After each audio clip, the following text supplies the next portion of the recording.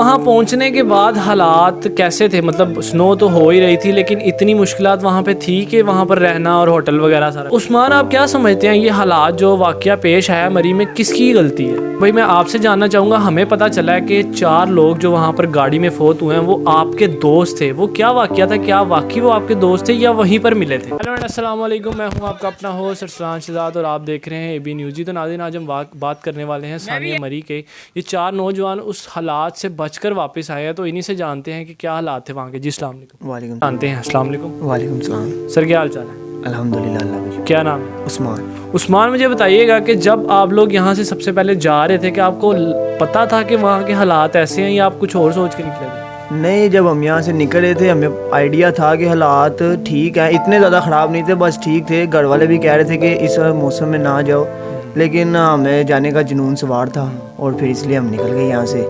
तो वहाँ पहुँचने के बाद हालात कैसे थे? मतलब स्नो तो हो ही रही थी, लेकिन इतनी मुश्किलात वहाँ पे थी कि वहाँ पर रहना और होटल वगैरह सारा कुछ? नहीं, जब हम यहाँ पे पहुँचे तो हमें होटल तो आराम से मिल गया था, लेकिन उससे अगले दिन मुश्किलात अगले दिन स्टार्ट हुई थी। जब हम वहाँ पे पहुँचे तो इतनी मुश्किल नहीं थी, हमने पहले दिन एंजॉय किया है, लेकिन वहाँ अगले दिन जो हुआ ना, तो वहाँ पे दिन डे बाय डे थोड़ी देर बाद ना स्नो ज़्यादा होती रही, तो फिर उसकी वजह से ना हालात ज़्यादा ख़राब। तो उस्मान, आप क्या समझते हैं ये हालात जो वाकया पेश आया मरी में, किसकी गलती है? ये आप कह लें कि हुकूमत की भी है और हमारी आवाम की भी है। ठीक है।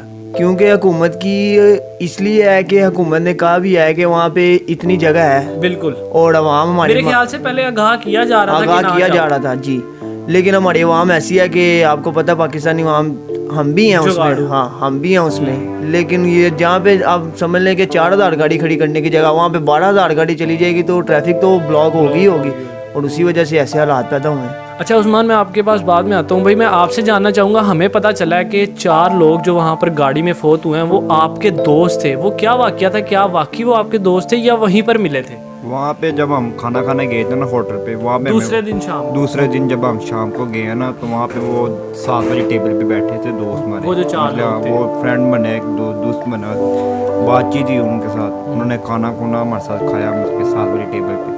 रात को मतलब कि वो हम अपने होटल में मतलब कि चल गए, वो मतलब कि बैठ के ना उसके थे, तो वो उधर चल गए, क्या नाम है, गाड़ी में बैठ के वो चल गए। जब सुबह हमने खबर उनकी मतलब कि पढ़ी, तो वो पता लगा कि वो फात पा गया। जब हमने उधर अच्छा, तीसरे दिन आप लोग जब वापसी निकले ना, तो हमने देखा तो वही गाड़ी, वही दोस्त जो उधर रात को हमें मिले हैं, वो सुबह वो फोत हो गए हैं। तो यार कैसा फील हुआ कि यार अभी रात को तो इनके साथ बैठ के खाना खा रहे थे और सुबह उठे हैं तो देखें गाड़ी में इनकी यानी कि वफात हो गई? कैसा लगा उस टाइम? उस टाइम तो बड़ा अफसोस हुआ कि हमारे जो दोस्त रात को मने हैं उसके तेज सुबह फोत होंगे।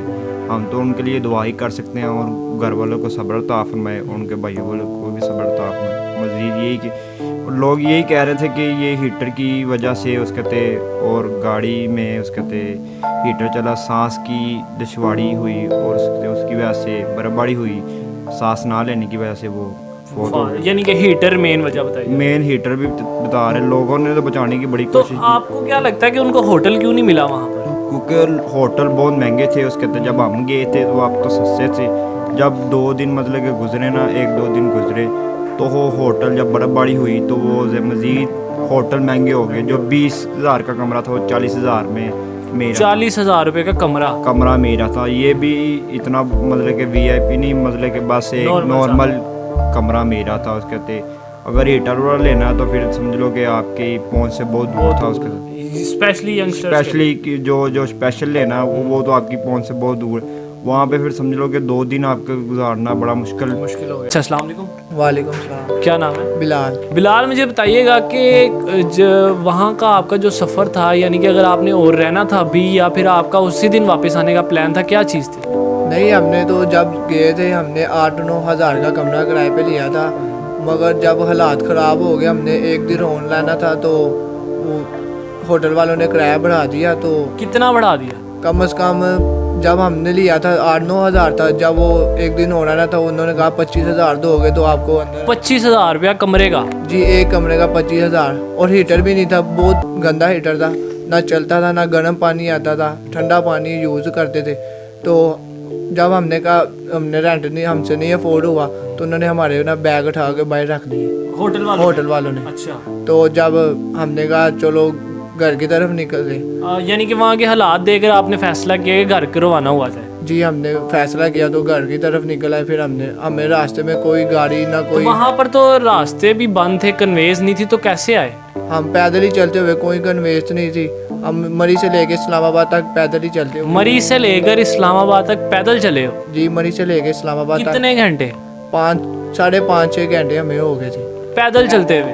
पैदल तो चलते। रास्ते में कोई लिफ्ट नहीं, कोई कुछ नहीं? अगर लिफ्ट वाला रुक जाता तो हमसे 2000-2500 कहता था लिफ्ट का स्टेप बाय 1-2 किलोमीटर का 2500-2000 मांगता था। तो हमने इसलिए फैसला किया, हम अफोर्ड नहीं कर सकते थे, ट्रेन की टिकट के पैसे थे, तो हम पैदल ही चलते हुए फिर। यानी कि नाज़रीन 5 घंटे 5.5 घंटे मरी से लेकर इस्लामाबाद तक ये लोग पैदल चले हैं। हिम्मत है इन लोगों की।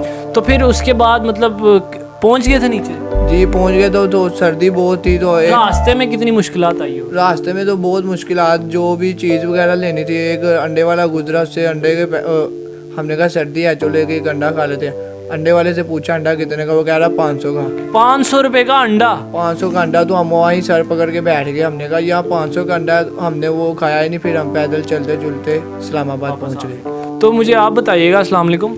वालेकुम सलाम। क्या नाम है भैया आपका? उमैर बताइएगा कि इस हालात में घर वालों का क्या आलम था, और घर वाले आपको पीछे से फ़ोन कर रहे थे या जाते टाइम रोका?